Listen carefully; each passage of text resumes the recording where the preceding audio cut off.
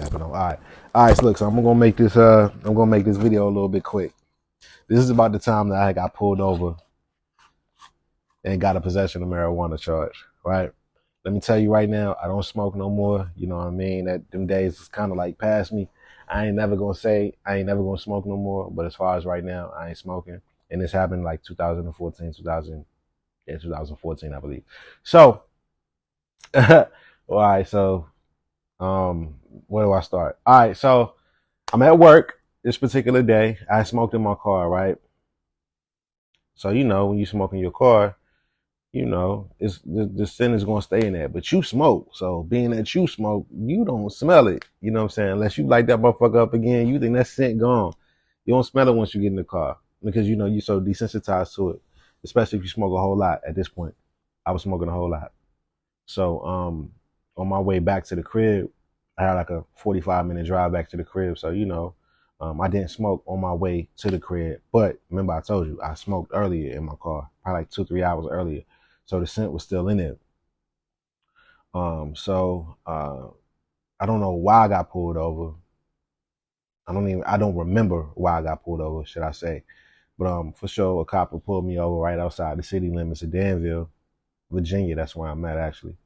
So, um, you know, so once the cop he came to my car, the first thing I did was roll down my window, of course, and I guess he could smell the scent. So the cop, you know how cops come up to you, can I get your license and registration, please? This cop came up to me and said, "Don't look at me. Where the weed at?" My whole thing was, oh, he wanted them. He wanted them niggas. He wanted them. All right, weed. What are you talking about? I don't have any weed on me. The whole time I did have some tree on me. I think I had like a whole eighth in the car. I said a whole eighth like it's a lot. At that time it was a lot because nigga ain't making a lot of bread like that. You know what I'm saying? And then I just started out, so having an eighth was like a lot of tree for me. So so yeah, he was like, "Where the weed at?" I'm like, "I don't have any weed in my car." He said, "Don't lie to me. Where's the weed at?" I said, "I don't have any weed." So he said, "Being that I smell the scent of marijuana, I got probable cause to search your car." So he pulled me out of the car, put me in cuffs, put me on the hood of his car, had me facing my car though. So I'm not on the hood like this. I'm on the hood standing up like this, looking at the trunk of my car.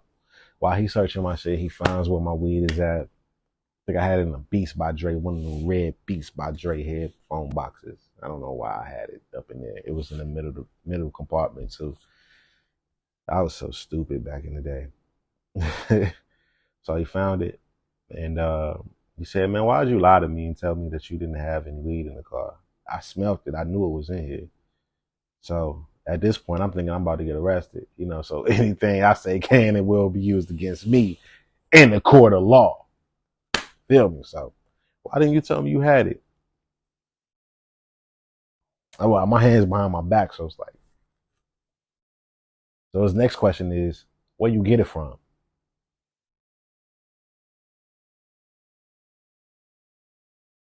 At this point, I'm thinking, nigga, you might as well take me to jail because I ain't saying shit.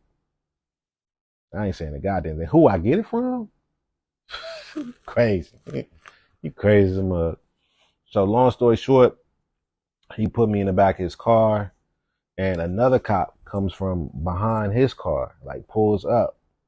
I don't know why this backup came, but so I'm in the back of his car, handcuffed. You know what I mean? Like, damn, so I'm ready to get locked up for this shit. Fuck it, let's go ahead and go downtown. You know what I'm saying? Let me go ahead and get my little oo-wop so I can get up out of here, man. You know what I mean? So I'm thinking I'm about to go downtown. So once the second cop came to the car, the cop was like, "Yeah, we found this one tonight. Well, I found me one tonight, and I got what I was looking for."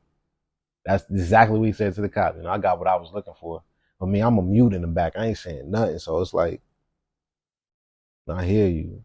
I'm thinking like, what the fuck he meant he got what he was looking for? So, all right, what does that mean? So long story short, he didn't take me to jail.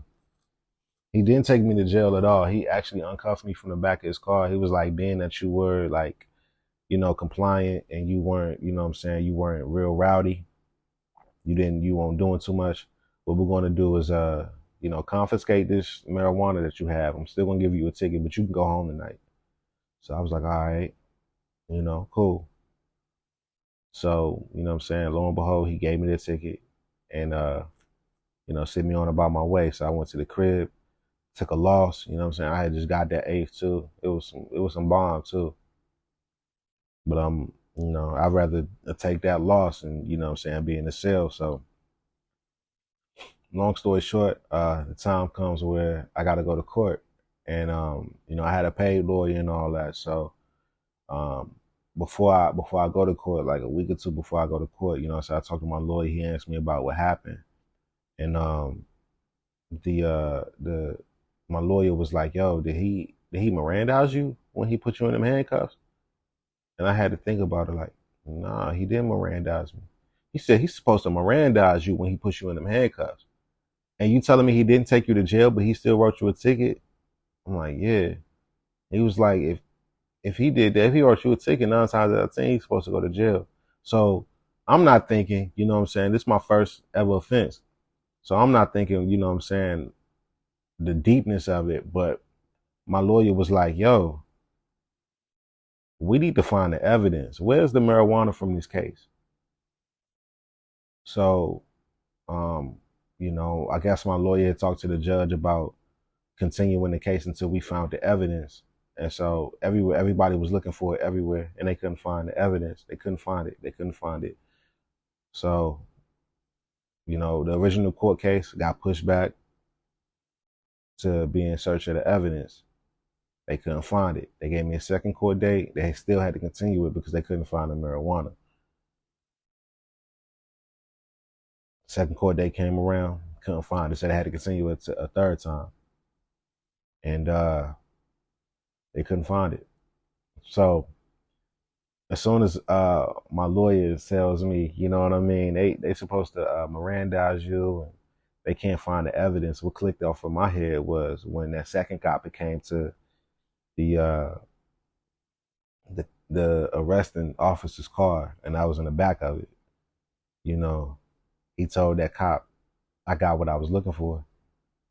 And then he let me go home, because I was compliant and I didn't give him a hassle. The whole time, the marijuana was smoked by one of those cops, and I think it was the cops that had me in the back of his car. That's crazy. Cold world out here, man. Cold world. It's a real cold world, man. Y'all like, subscribe, comment. Oh, and that shit is still on my record too. I need to go ahead and get that shit expunged. I need to get that expunged. Stopping me from a lot of things that I can get in life. You know what I'm saying? But y'all like, subscribe, and comment, man. That's about the time that I got pulled over for having marijuana illegally. Ain't that about a bitch? And a few years later, they're gonna decriminalize it and decriminalize my record.